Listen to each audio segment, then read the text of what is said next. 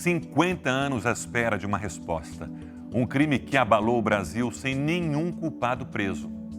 Araceli tinha 8 anos quando foi raptada, agredida e morta. Pela primeira vez, o irmão da menina quebra o silêncio e revela detalhes do dia em que ela desapareceu. Ele fala também das consequências dramáticas que a morte causou para toda a família.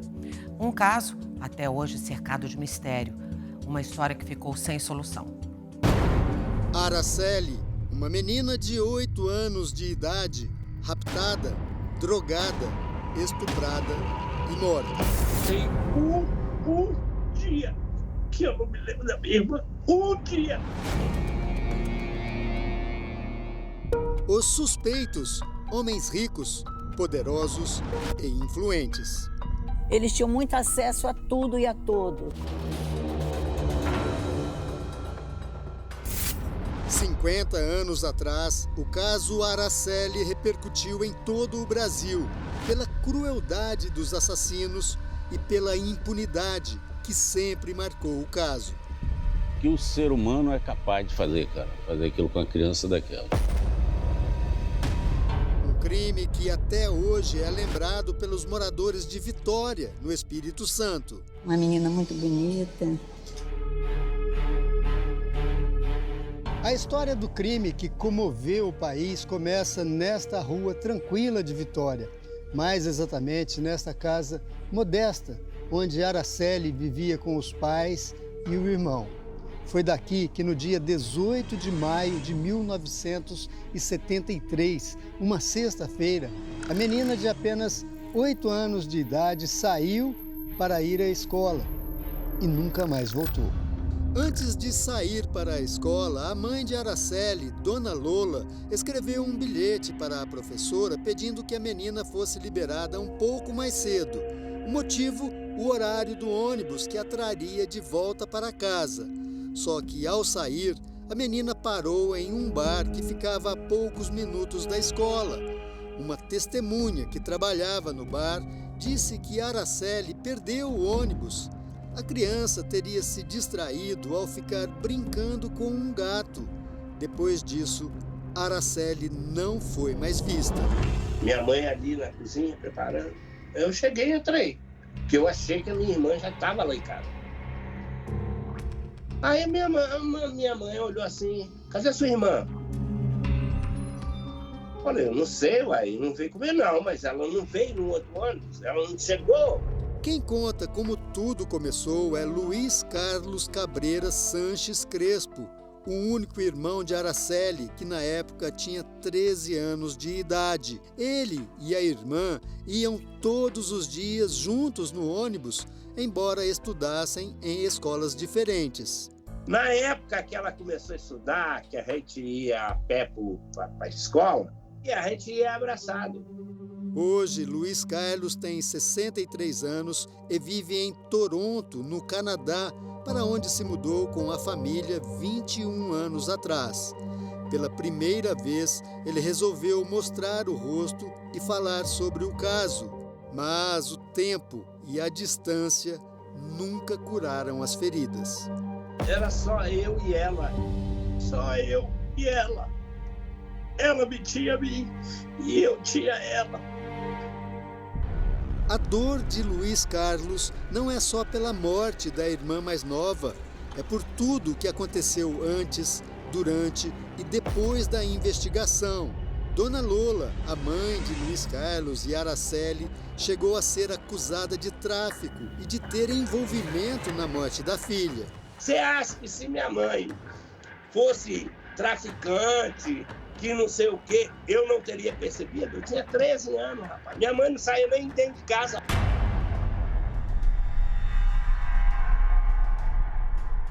O desaparecimento da menina virou manchete nos jornais de Vitória, mas ninguém encontrava Araceli. O corpo de Araceli só foi encontrado 6 dias depois do desaparecimento, neste ponto onde, 50 anos atrás, o cenário era bem diferente. Não havia prédios, muros, tudo aqui era uma mata fechada. E o corpo da menina foi encontrado exatamente nesse ponto, por um adolescente que na época tinha 15 anos de idade. O menino hoje tem 65 anos. Ronaldo Monjardim voltou conosco ao lugar onde costumava caçar passarinhos e onde, por acaso, encontrou Araceli. Eu calculo que a pessoa que trouxe o cadáver, chegou de cima dessa pedra e jogou aqui embaixo.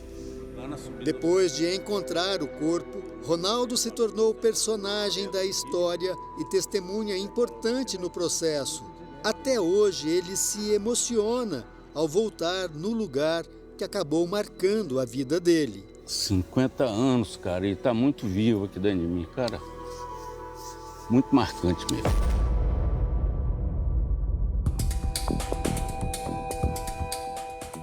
A perícia concluiu que Araceli havia sido drogada, estuprada, assassinada, desfigurada e queimada. Na época, 3 pessoas foram apontadas como suspeitas pelo crime. Dante de Brito Michelini, o filho dele, Dante de Barros Michelini e Paulo Elal. Por tudo que eu li da questão da prova, questão de prova, eu entendo que foram eles. A justiça, na época, optou por andar devagar e chegou a acusar a própria mãe da menina, a boliviana Lola Cabreira Sanches, de envolvimento no crime. Minha mãe, até a minha irmã desaparecer, ela tinha umas 14, 15 anos que ela não ia na Bolívia. E falaram que minha mãe era traficante.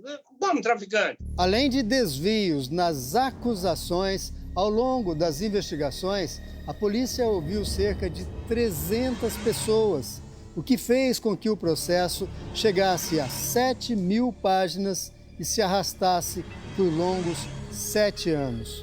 Durante esse período, testemunhas consideradas essenciais morreram, algumas em circunstâncias misteriosas. De acordo com os registros da época, pelo menos 14 pessoas, direta ou indiretamente envolvidas com o processo, morreram ou foram mortas. O próprio Ronaldo Monjardim, que encontrou o corpo de Araceli, sofreu um atentado quando caminhava pela rua em Vitória. Tentaram me atropelar. Eu vi que a coisa era bem séria, não era... Eu estava mexendo com pessoas muito importantes e com capacidade para fazer coisas que a gente imagináveis. Né? Mesmo assim, em 1980, a justiça deu o veredito.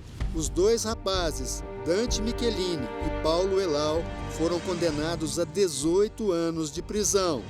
Dante, o pai, condenado a 5 anos por cumplicidade. Apesar de condenados, nenhum dos réus ficou muito tempo na cadeia. Na época, os advogados de defesa entraram com recurso. A sentença, então, foi anulada pelo Tribunal de Justiça do Espírito Santo e um novo juiz foi designado para estudar o caso.